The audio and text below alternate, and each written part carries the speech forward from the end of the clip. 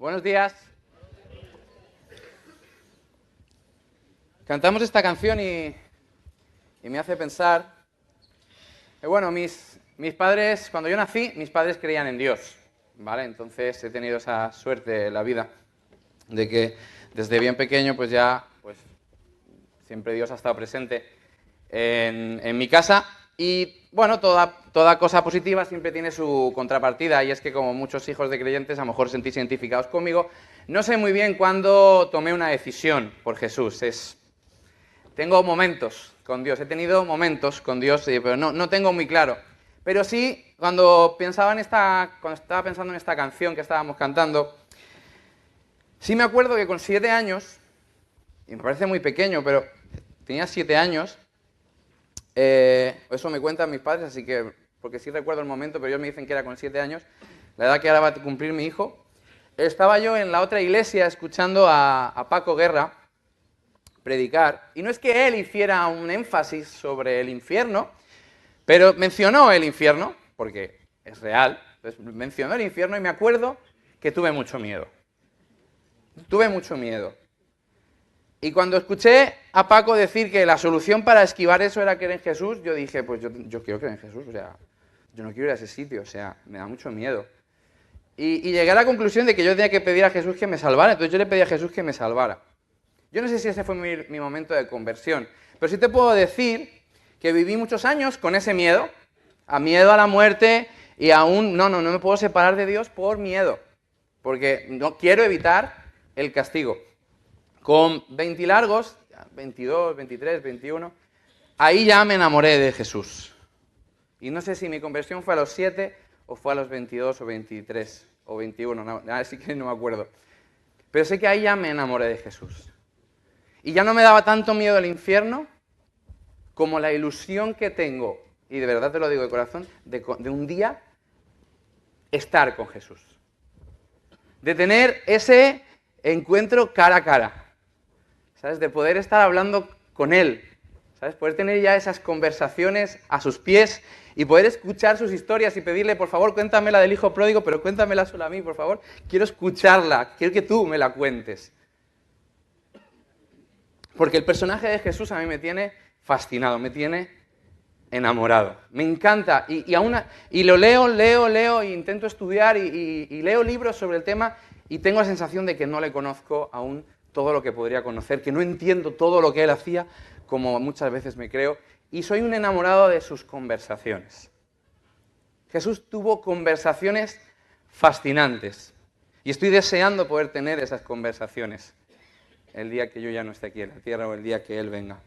Pero de momento tengo las conversaciones que Él tenía con la gente, que son conversaciones que Él tiene conmigo. Y hoy quiero hablaros de 2 conversaciones que están juntas en la Biblia, pero que pocas veces he visto que alguien las junte. Y que no es cosa mía, lo leí en un libro de Tim Keller, Encuentros con Jesús, y él unía ambas conversaciones y eso inspiró a la reflexión que os traigo esta mañana, y es las 2 conversaciones que tiene Jesús en Juan 3 y en Juan 4.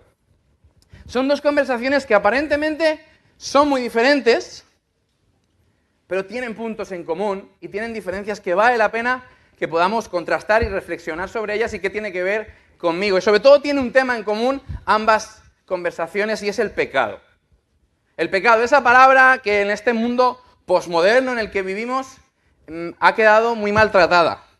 No existe el pecado, porque como no existe la verdad es relativa, el pecado es relativo, todo es relativo. Entonces casi tú hablas de pecado a la gente y ya tiene tantas connotaciones religiosas, tantas connotaciones incluso en la Iglesia Católica, tiene tantas connotaciones negativas que tú hablas de pecado a la gente ya se siente juzgada. No parece que es una palabra muy popular, pero es una realidad. Es una realidad que hay pecado en mi corazón. Es una realidad. Es una realidad que soy una persona que peca. Y aquí tenemos 2 conversaciones muy interesantes, y hay un punto en común, que es el pecado, que quiero que podamos reflexionar sobre ellas. La primera conversación es un poquito un pecado con el que estamos más familiarizados, con que rápidamente podríamos identificar a esa persona como una persona pecadora. Y quiero decirte una cosa, y espero que no te mantengas equidistante de esta conversación. Porque a lo mejor el personaje que te voy a presentar no te sientes para nada identificado con él. Y bien, entonces en ese caso eres la otra persona. Estás en el lugar de Jesús. Y es tu papel hacer el papel de Jesús en esta conversación. Si no eres el protagonista, eres el otro interlocutor. Pero esta conversación tiene que ver contigo. La primera conversación que quiero hablarte es la conversación que tiene Jesús en Juan 4 con una mujer samaritana que probablemente ya habrás escuchado esta historia porque es una historia recurrente. Jesús iba con sus discípulos, se paró en Samaria, en la hora sexta, una hora con mucho sol, se paró en un pozo y ahí apareció una mujer samaritana. Jesús se acerca y le dice, dame de beber. Ella se sorprende, tú me pides de beber a mí si tú eres judío y yo soy samaritana. Bueno, y él dice, bueno, si tú supieras el agua que yo puedo darte, nunca más volverás a tener sed. Y ella dice, pero ¿cómo es posible que si tú no tienes ni un cubo, ni tienes una cuerda, ¿cómo vas a sacar agua? Si es imposible. Y dice, bueno, ves allí a buscar a tu marido. Dice, no tengo marido. ¿No? ¿Cierto dices? No tienes marido, has tenido 5 maridos y con el que estás ahora no es tu marido. Ella se queda sorprendida y dice, ¿pero qué pasa? Eres profeta, tú nos podrás explicar cosas sobre Dios. Y él le dice, no, es que yo soy el Mesías. Tiene una conversación muy interesante esta mujer, y ya solo con el hecho de que Jesús se acerque, solo el hecho de que Jesús quiera hablar con ella, Jesús está rompiendo esquemas y está rompiendo barreras brutales. O sea, Jesús no tendría que haber hablado nunca con esa mujer, primero por ser mujer. No estoy a favor de esto, pero estoy contando una cultura de aquel entonces. Por ser samaritana, él era judío, los samaritanos no se llevaban bien, los judíos no tenían buena consideración de los samaritanos. Y encima esta mujer era una mujer de mala fama. Está recogiendo agua a una hora en la que el agua no se recoge. No se recoge a la hora sexta el agua. Pero iba a esa hora para no encontrarse con gente y salía fuera de la ciudad para no encontrarse por gente. Porque entre los samaritanos esta mujer era rechazada. Jesús no tendría que haber hablado con esa mujer. Un rabino de la época de Jesús nunca se hubiera humillado, rebajado para hablar con una mujer samaritana de mala fama. De hecho, vamos a ser honestos, una mujer en esta sociedad que ha tenido 6 maridos, tampoco tú y yo tendríamos una buena consideración de ella. Y la primera pregunta que tengo para ti, si te sientes identificada con este personaje, es, ¿piensas que hay alguna barrera que impida que tú y Jesús hoy podáis hablar? Quizás piensas que hay barreras, que lo que tú has hecho es imperdonable. Quizás tú piensas que lo que tú has hecho no tiene perdón. Y quizás piensas que que Jesús, no va a tener una conversación contigo. Pero la historia de esta mujer te anima a que Jesús rompió todas las barreras con tal de hablar con esa mujer. Y también lo hará contigo. ¿Sabes? Es fácil que la mujer dijera, si este hombre realmente me conociera, no se acercaría a mí. Casi me mato. No pasa nada. Si este hombre realmente me conociera, no se acercaría a mí. Pero ¿sabes qué? Es que Jesús ya le conoce. Porque no es la mujer la que le dice, he tenido 5 maridos. Él le dice, sé que has tenido 5 maridos y sé, ¿se oye bien? Y sé que con el que estás hablando, yo ya lo sé. Yo ya sé tu historia. Yo ya sé quién eres. Yo ya sé que eres samaritana. Yo ya sé que eres una marginada. Pero es que me da igual. Quiero hablar contigo.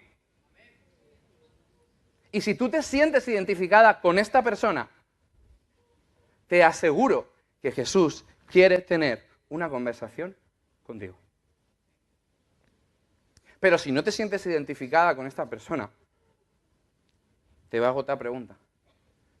¿Superas tú las barreras como las supera Jesús y te acercas a las personas a pesar de cómo son? Porque si no estás en el lado A, estás en el lado B. Si no te sientes así, pues tienes una misión, es acercarte a la gente. Ser Jesús en medio de las personas. Ese es nuestro llamado, como cristiano, como hijo de Dios, como seguidor de Jesús. Mi llamado es a ser Jesús en medio de la gente. Y ser Jesús en medio de la gente es romper con las barreras que Jesús rompía. Es no tener en cuenta los estatus sociales como Jesús no los tenía. Y me gusta Jesús porque Jesús no se queda con la superficie del problema.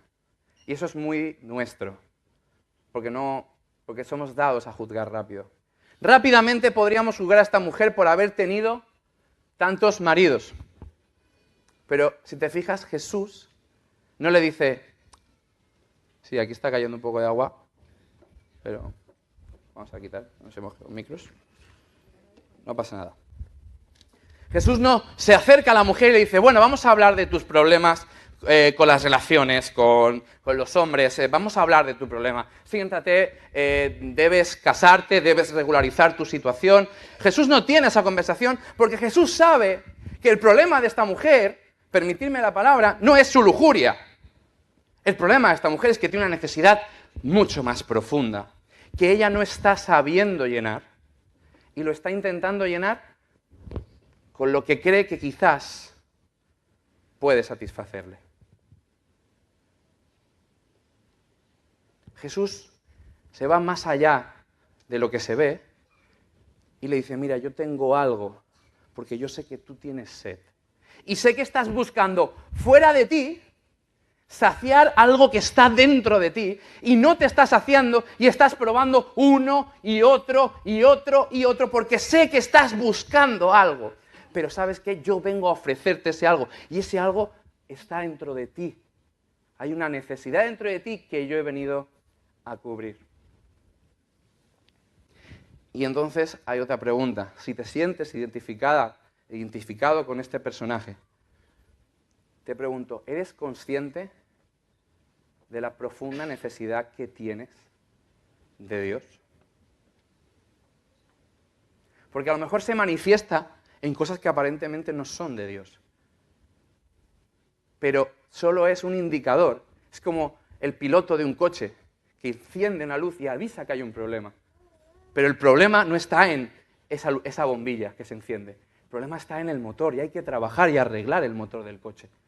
El problema de esta mujer no está en los hombres. El problema de esta mujer es que tiene una necesidad profunda y ha de ser saciada y no está encontrando con qué saciarla. ¿Eres consciente de tu necesidad? Te lo pregunto. Si te sientes identificado, ¿eres consciente de cuánto necesitas a Dios? Porque lo eterno solo puede llenarse con eternidad.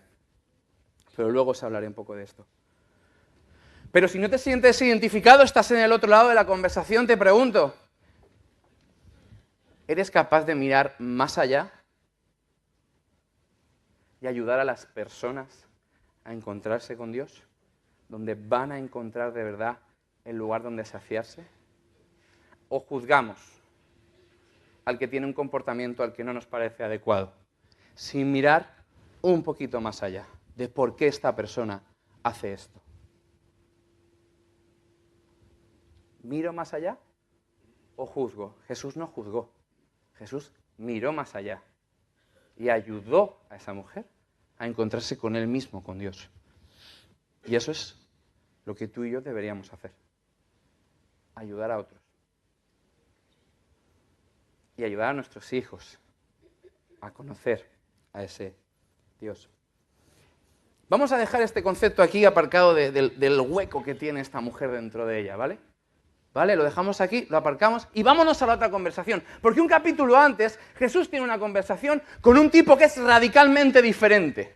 Un tipo llamado Nicodemo, fariseo, miembro del Sanedrín incluso he llegado a ver. O sea, fariseo es un tío totalmente limpio, pulcro, que moralmente intachable, conoce la Biblia de memoria, sabe quién es Dios.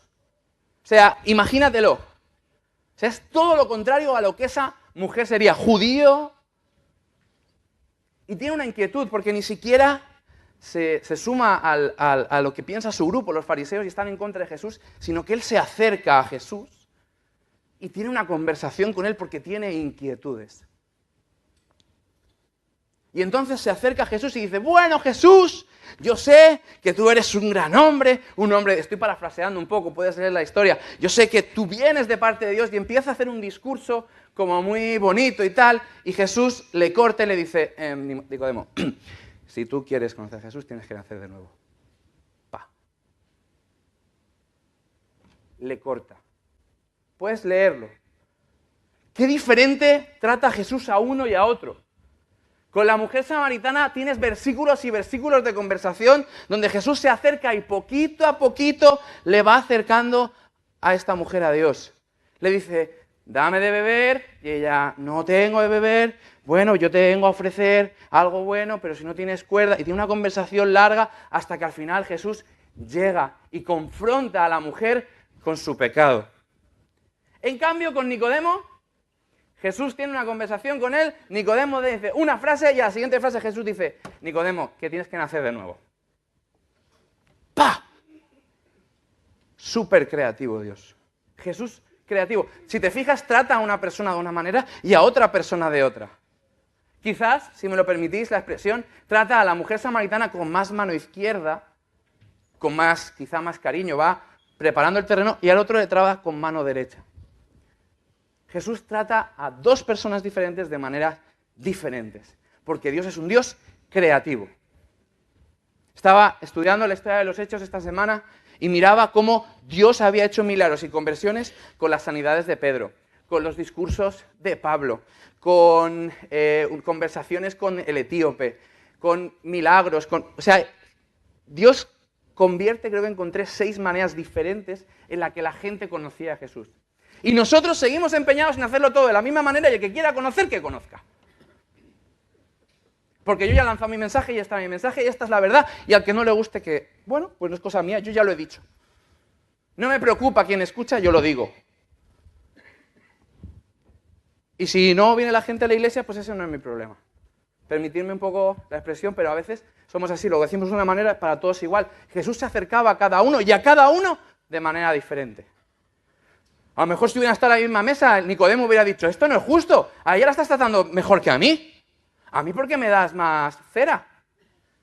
Yo también quiero que seas más comprensivo conmigo, porque a mí has empezado, pumba. O sea, vengo yo a acercarme, vengo aquí, te estoy diciendo qué guay poder tener una conversación contigo, y entras. Pero es que Jesús sabe cada uno lo que necesita. Porque ser justo no es dar a todo el mundo lo mismo, es dar cada uno lo que necesita. ¿Cómo soy yo con los demás? ¿Cómo soy yo con los demás? ¿Para todos igual o tengo una conversación? Cada uno como la necesita.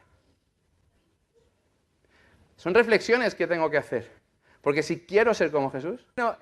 como digo, Dios es un Dios creativo. Dios se acerca a Nicodemo de una manera diferente que a la mujer de Samaria, a la mujer llamada samaritana, y nos invita de esta manera Jesús a nosotros ser creativos a la hora de acercarnos y preocuparnos por la persona con la que estamos hablando. Jesús se preocupaba de con quién estaba hablando, quién era, y buscaba la mejor manera para darse a conocer. Y me gusta mucho el concepto que trabaja aquí Jesús, porque le dice, bueno, pues si quieres, pues es necesario nacer de nuevo. Es necesario nacer de nuevo, Nicodemo. Que en eso, para Nicodemo, es apretar el dedo en la llaga, porque le está enseñando su pecado. El pecado de la mujer samaritana, rápidamente lo vas a identificar como que iba de hombre a hombre, y eso no está bien y demás. Pero el error de Nicodemo es que era una persona legalista. Nicodemo se sentía perfectamente bien delante de Dios, se acercaba a Jesús sin ningún miedo, porque soy una buena persona. Soy una buena persona, soy un fariseo. Nosotros ahora le hemos puesto la etiqueta de malos, pero ser fariseo era muy popular en ese momento. Soy fariseo, soy una persona popular, soy una persona de fama. Todo el mundo me conoce por mi buen comportamiento, me sé la Biblia de memoria, muchas cosas, se podría decir Nicodemo. Entonces Nicodemo se sentía digno de acercarse a Jesús. Y por eso se acerca sin ningún miedo. Y Jesús le dice, tienes que nacer de nuevo. Claro, si tú has venido con una vida de desastre, si tú vienes aquí con una vida de desastre y te digo, ¿puedes nacer de nuevo? Para ti te suena una segunda oportunidad. Puedo borrar todo lo que he hecho malo y puedo volver a empezar. ¡Wow! Me gusta este Jesús, porque traigo una vida con la que no estoy orgulloso. Así que me encanta el concepto de empezar de nuevo, de volver a nacer, que todo lo que he hecho no cuenta. ¡Wow! Me encanta esta salvación por gracia. Es tan fácil, es tan bonita, que cuesta creerlo. Eso, claro, si vienes con una vida con la que no te sientes orgulloso. Pero si vienes con una vida como la de Nicodemo, de la que te sientes orgulloso, que te digan, tienes que nacer de nuevo, es un golpe en tu orgullo. ¿Cómo? Que todo lo que he hecho bueno,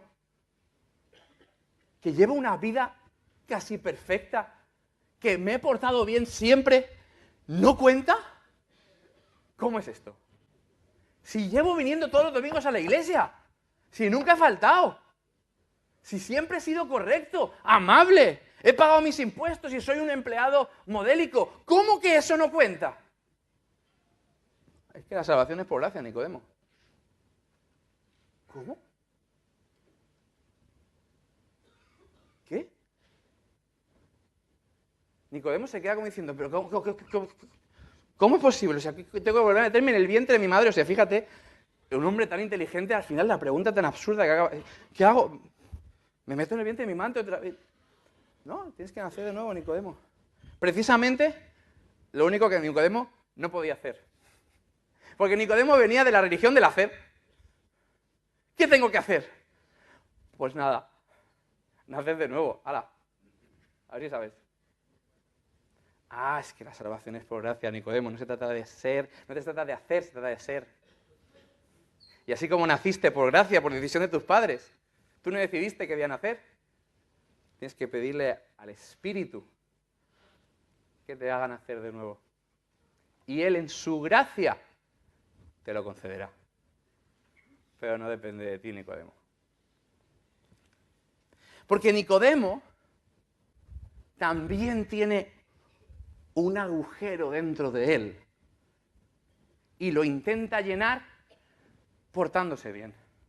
Y piensa que con eso basta, pero no basta, porque si bastara, no se estaría acercando a Jesús. Se está acercando a Jesús porque en cierta manera él está haciendo todo lo correcto, pero sabe que hay algo más que portarse bien, que hay algo más que ser una buena persona, y por eso él se está acercando a Jesús y se desmarca de todos sus colegas, de sus amigos, de su grupo, y dice, no, yo no lo voy a juzgar porque es verdad, esta vida está vacía, yo quiero algo más.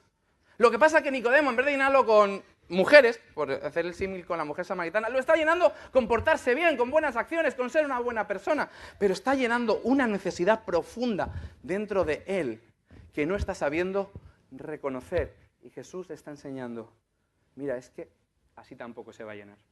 Mira, hoy nos presentan a Zoe, Dani y Olga. Zoe significa vida de Dios. Y permitidme un pequeño paréntesis para hablar de la vida. En el Nuevo Testamento vas a encontrar 3 palabras griegas para hablar de vida. Bios, refiriéndose, por ejemplo, voy a poner un versículo para que lo podáis entender. Lucas 8:14 dice, los afanes y las riquezas y placeres de la vida. La palabra bios es la palabra más básica, es la biología. De ahí viene la palabra biología y tiene que ver con eso, la vida biológica. Pero hay 2 tipos de vida más, según el vocabulario griego, y una creo que se pronuncia psique o suke, bueno, no sé, porque no tengo ni idea, pero para eso lo he buscado. Mateo 16:25 dice, porque el que quiere salvar su vida, la vida de su alma, la perderá. Esa vida, de esa palabra, sí que viene psicología, si no me he equivocado, y si me equivoco, pues me perdonáis, lo he buscado y hasta donde he encontrado es ese significado. Y tiene que ver con la vida del alma, donde tienes ahí quién eres tú, porque tú no eres tu cuerpo, tú eres, pues tu alma, quien tú eres. Y ahí está tu vida, tu personalidad, tus anhelos, tus sueños, tus deseos, y ese es otro tipo de vida. Y luego está la palabra Zoe. Juan 1:4 dice, en él estaba la vida y la vida era luz de los hombres. Y esa vida es una vida de Dios. Vida de Dios, una vida más espiritual. Y yo no voy a meter aquí porque si hay un debate y no es la intención de esta enseñanza aclarar este debate porque no tengo ni idea de si somos cuerpo, alma y espíritu o cuerpo y alma con un espíritu dentro. Dicotomistas, tricotomistas, no vengo a esto, pero sí Dios me habla de 3 tipos de vida en el Nuevo Testamento. La vida bios, biológica, la vida psique, del alma y la vida del espíritu. ¿Sabes qué? En un diseño original, todos, Adán y Eva, tenían esas 3 vidas dentro de ellos. La biológica dada por Dios, su alma, quién eran, y luego la vida espiritual, esa comunión perfecta con Dios. Pero ¿sabes lo que pasa? El pecado, esa palabra que no gusta, pero el pecado, porque ellos quisieron ser Dios, con esa acción mataron a la Zoe dentro de ellos. Por eso la Biblia dice, si tomas de esto, ciertamente morirás. La vida Zoe murió en el ser humano. Y nos quedamos con la vida bios y la vida psique. Y se nos quedó un agujero dentro. Un agujero que tiene más que ver con la eternidad y que solo algo eterno va a poder llenar. Y todos tenemos que ser conscientes de que tenemos un agujero. La mujer samaritana tenía un agujero y donde tendría que estar la vida de Dios, la vida Zoe, ella estaba buscando la de hombre en hombre y nunca satisfecha. Pero porque había algo dentro de ella que le decía que había más. Y como no sé dónde buscarlo, lo busco entre lo que tengo a mano.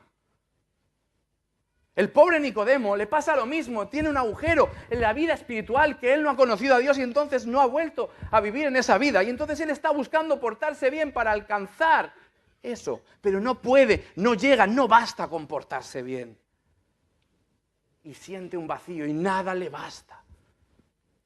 Somos conscientes del agujero que tenemos dentro. Porque a lo mejor la gente no entiende el concepto de pecado, porque estamos en el mundo posmoderno, pero sí pueden entender una cosa, que estamos rotos.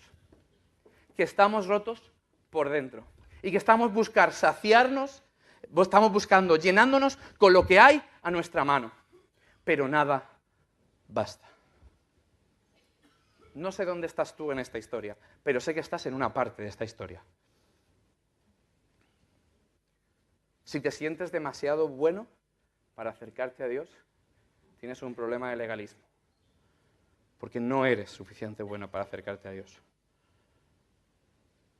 Pero estás de suerte porque Jesús se acerca a pesar de que yo no soy lo suficientemente bueno para que Jesús se acerque a mí. Así que esta es la propuesta de hoy. Presentamos a una niña. ¿Y cuál es nuestro papel como padres? ¿Cómo es nuestro papel como cristianos? ¿Cuál es nuestro papel? Es ayudar a otros a llenar el hueco que el pecado ha creado en el ser humano. Eso es todo. Como si fuera sencillo, pero eso es todo.